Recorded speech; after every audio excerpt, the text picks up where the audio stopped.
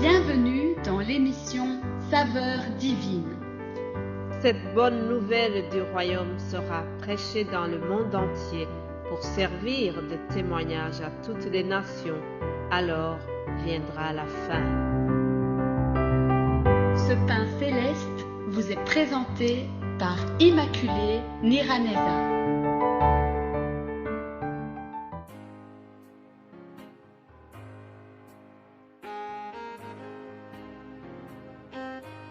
Bienvenue très chers amis à l'écoute de l'émission Saveurs divines. Que le nom de l'Éternel soit loué. Bienvenue à toi qui nous écoutes peut-être pour la première fois. Que Dieu te bénisse pour avoir choisi d'écouter cette émission où nous partageons rien que la parole de Dieu.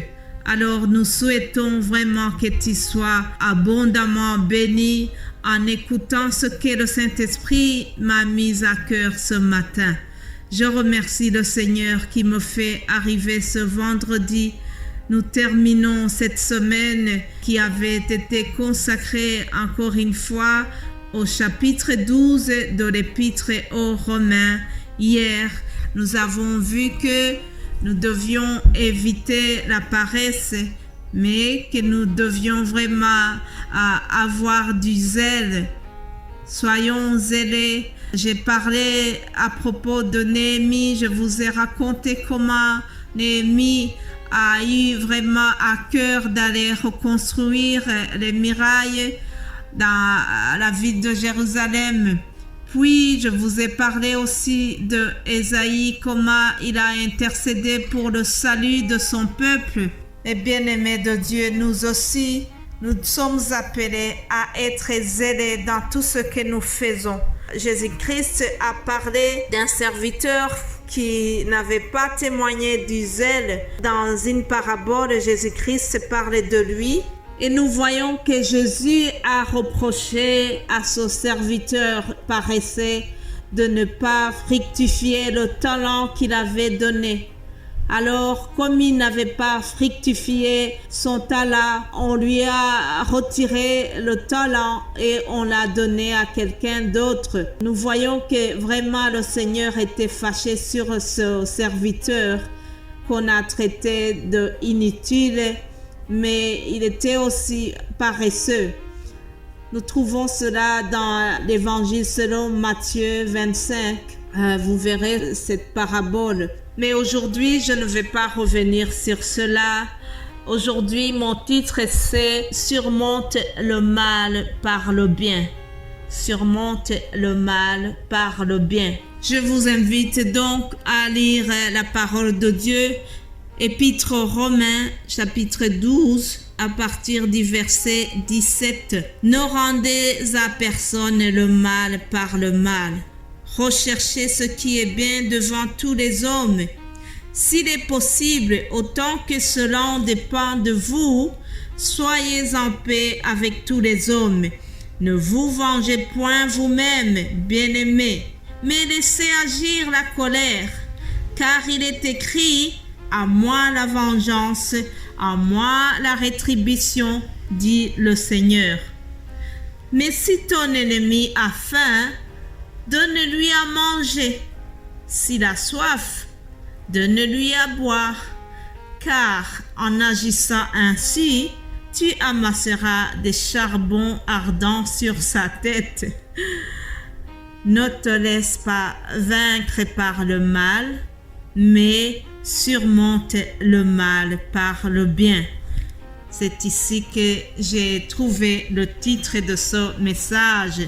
Mon frère, ma sœur qui m'écoute aujourd'hui, la vie chrétienne nous demande d'adopter un comportement, un style de vie particulier qui doit vraiment témoigner à tout le monde que nous sommes chrétiens.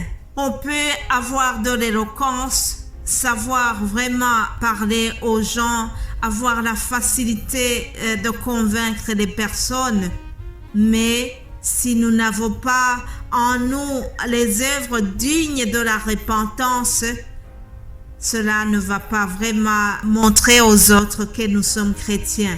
Jésus-Christ lui-même a dit qu'on nous reconnaîtra sur nos fruits. Alors, l'apôtre Paul ici, dans ce chapitre, vraiment a donné toute une liste de choses qui doivent nous caractériser en tant que chrétiens. Au verset 9, il a dit que nous devons avoir un amour sans hypocrisie, que nous devons avoir le mal en horreur, refuser tout ce qui est mal, et nous devons nous attacher fortement au bien.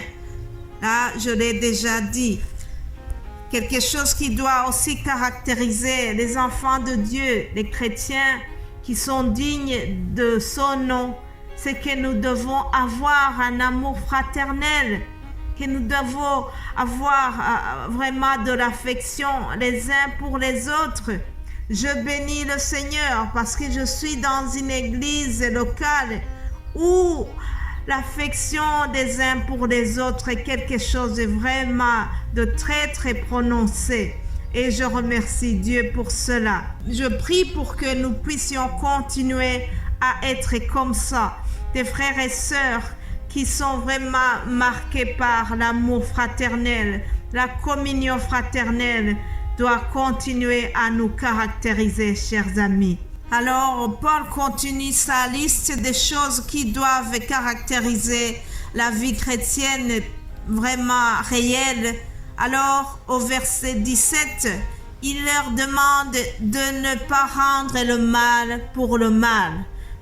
Voilà ce que nous sommes appelés à faire, chers amis. On te fait du mal, on te témoigne de la méchanceté, on t'insulte, mais tu ne dois pas rendre le mal.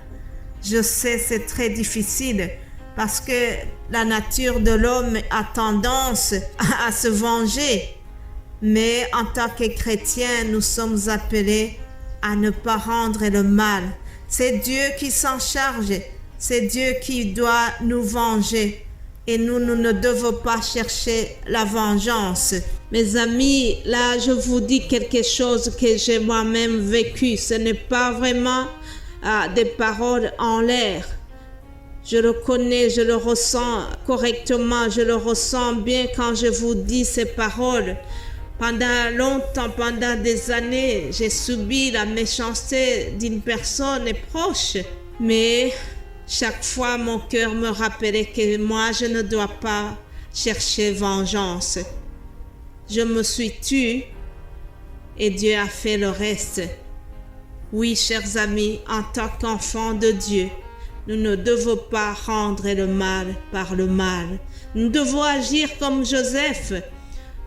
Ses frères l'ont vendu, ses frères ont témoigné beaucoup de méchanceté. Mais lui, lorsqu'ils sont venus, qu'est-ce qu'il a fait? Il a témoigné beaucoup d'amour pour eux. Il n'a pas cherché à se venger alors qu'il était dans une position où il pouvait le faire. Joseph a surmonté le mal par le bien. Il a fait du bien à ses frères. Eux-mêmes, ils n'en revenaient pas. Ils avaient peur.